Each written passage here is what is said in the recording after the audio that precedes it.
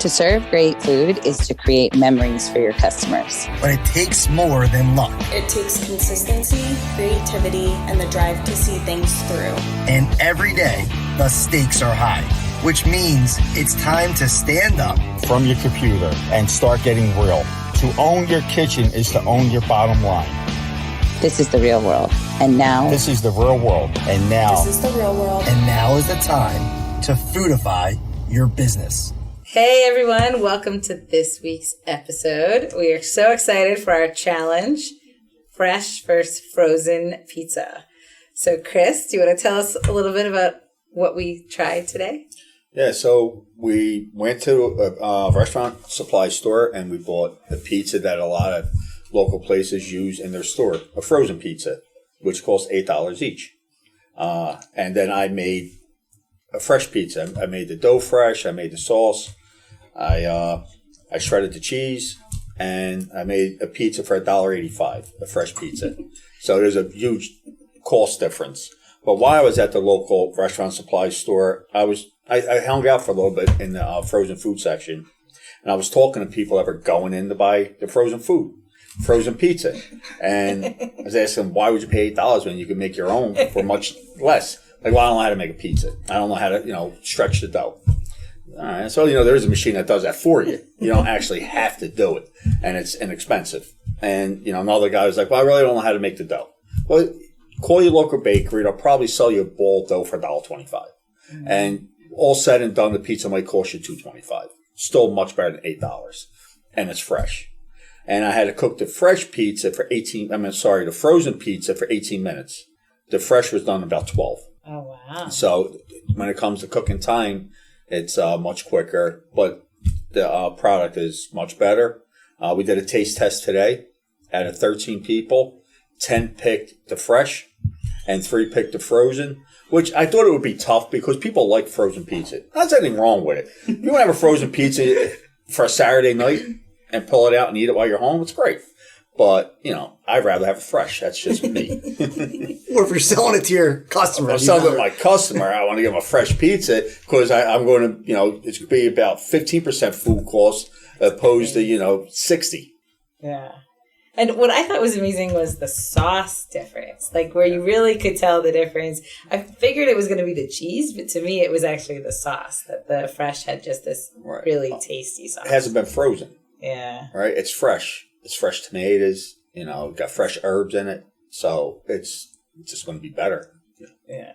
And everyone has to check out Chris's recipe because this was really good pizza. It wasn't just, let's make a pizza. It was really good fresh pizza. Yeah. We could list the ingredients. It's only 5 ingredients, believe it or not. It's crazy. Yeah. And that's it. Nice. All right, before I get to the other questions, did you get any weird looks at the store when you were asking people about their frozen preferences? Like, I don't know. One guy asked me if I worked there. I said, no. I said, I'm just getting some stuff over here. I was getting like the cans of tomatoes and things. I said, I'm just, wondering, I'm going to make a fresh pizza. I wonder how many people buy this. Shaming them into I just want to know. Then, I actually saw a few people I knew, so I was talking to them, and, they were over there. They were buying the frozen flatbreads.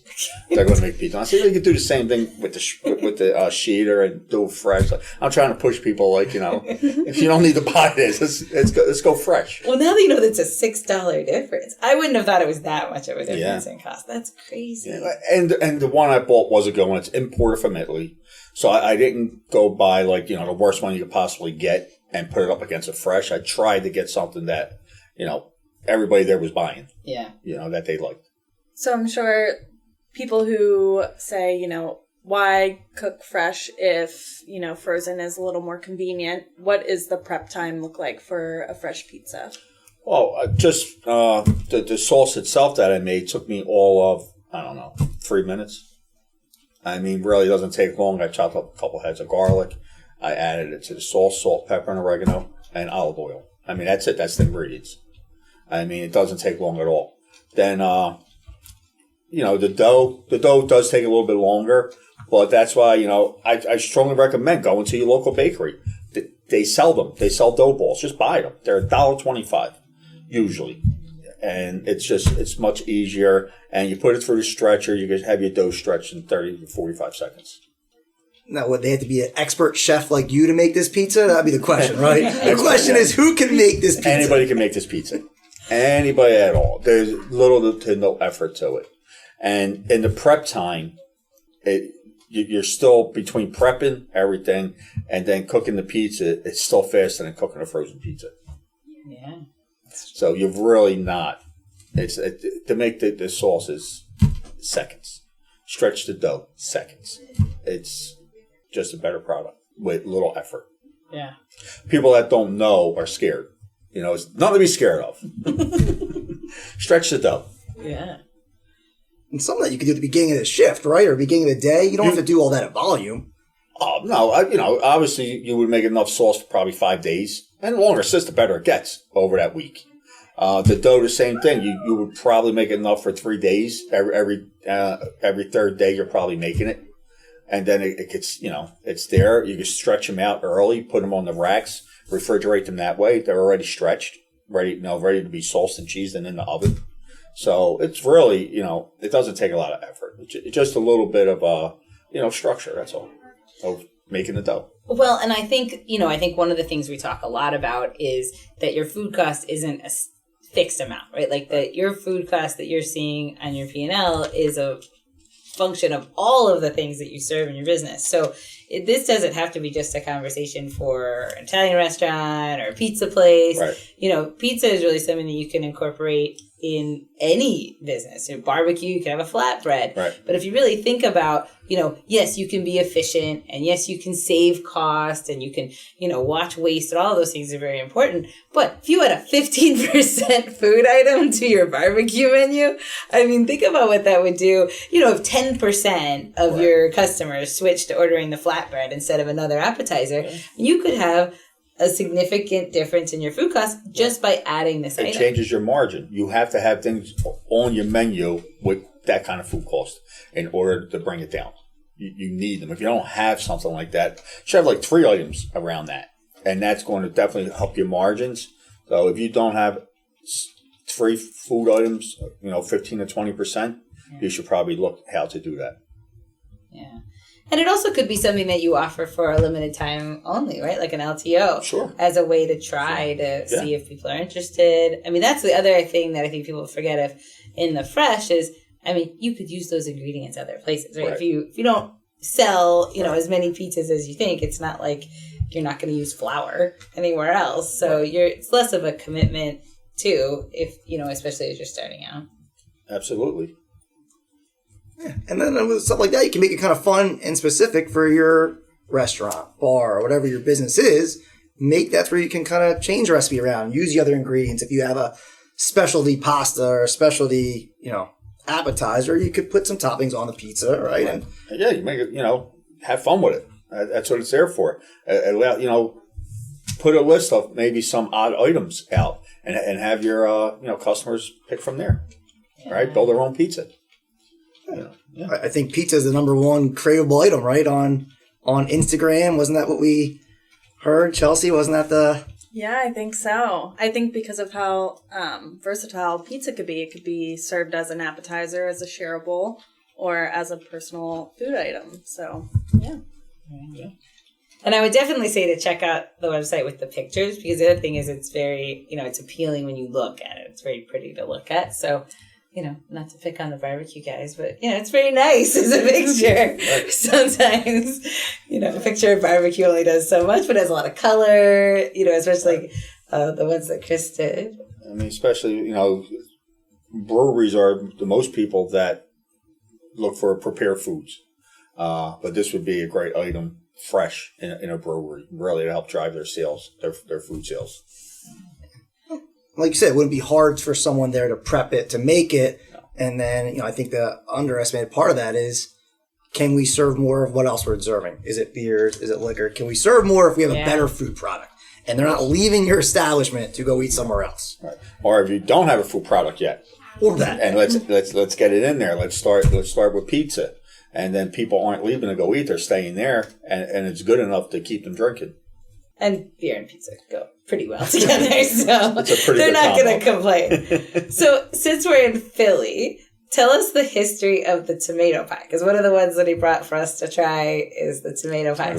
So it's called church pizza, is what it's originally called in South Philly. Okay. Okay, because it was only made on Sundays, and you got it when you were walking home from church.